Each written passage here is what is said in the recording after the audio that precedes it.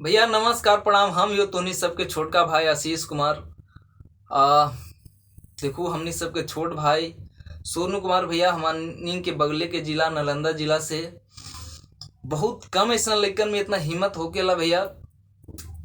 बहुत हिम्मत करके हमारे बिहार के मुख्यमंत्री श्री नीतीश कुमार जी से निहोरा कैले बा, आगे बढ़े के सपना बा। बहुत हिम्मत जुटा के भैया पढ़े के निहोरा उनसे कैले बा।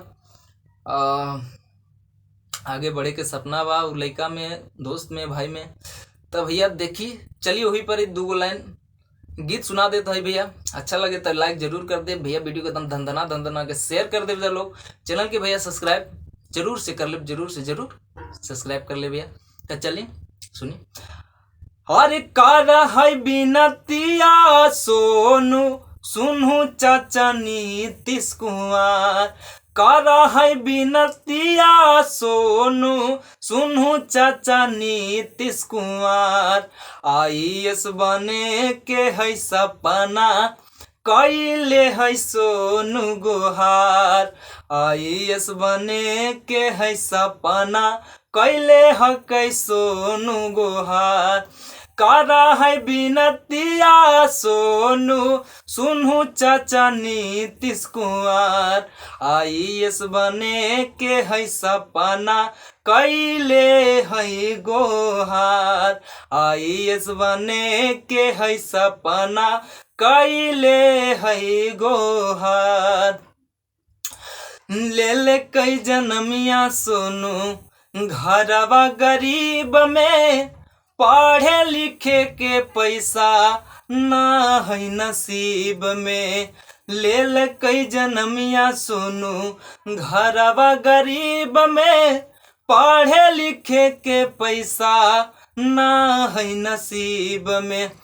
अरे करत बिहार के नमावा रोशन सोनू कुमार। करत बिहार के नमावा रोशन सोनू कुमार। आईएएस बने के है सपना कैले है गोहार। आईएएस बने के है सपना कैले है गोहार। अपने पढ़ा है सोनू दूसरों के पढ़ावा है। अपने ही गाँव के शिक्षा बढ़ावा है। अपने पढ़ा है सोनू दूसरों के पढ़ावा है। अपने ही गाँव के शिक्षा बढ़ावा है। अरे आशीषवा के बतिया पे कराहूँ चाचा तू विचार। अरे आशीषवा के बतिया पे कराहूँ चाचा तू विचार। आईएएस बने के है सपना कैले है सोनू गुहार। आईएएस बने के है सपना कैले है सोनू गुहार। भैया अगर वीडियो अच्छा लगल हो तो प्लीज वीडियो के लाइक जरूर से कर दे भैया। वीडियो धंधना के शेयर कर दे दम जरूर से जरूर। और चैनल सब्सक्राइब भैया कर ले। हाथ जोड़ के विनती बा, निहोरा बा भैया। अरे लहरों से डरकर नौका पार नहीं होती। लहरों से डरकर नौका पार नहीं होती। और भैया कोशिश करने वालों की कभी हार नहीं होती, कभी हार नहीं होती भैया। तो चलिए फिर मिला था नहीं भैया अगला वीडियो में। तब तक के लिए